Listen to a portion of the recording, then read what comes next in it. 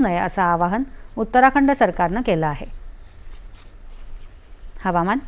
मुंबईत अनेक ठिकाणी कालपासून दमदार पाऊस झाला असून आजही अधूनमधून शहराच्या काही भागात पावसाच्या सरी सुरू आहेत।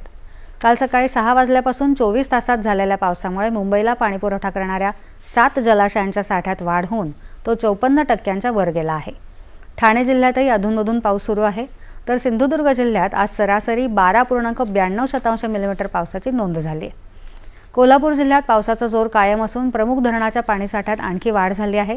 जिल्ह्यातले एकूण 19 बंधारे पाण्याखाली गेले आहेत।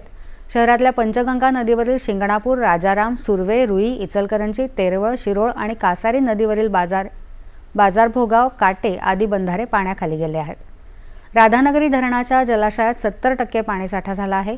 जिल्ह्यातील बहुतांश धरणं 60 ते 70% अधिक भरली आहेत, त्यामुळे नद्यांच्या पाणी पातळीतली वाढ कायम आहे।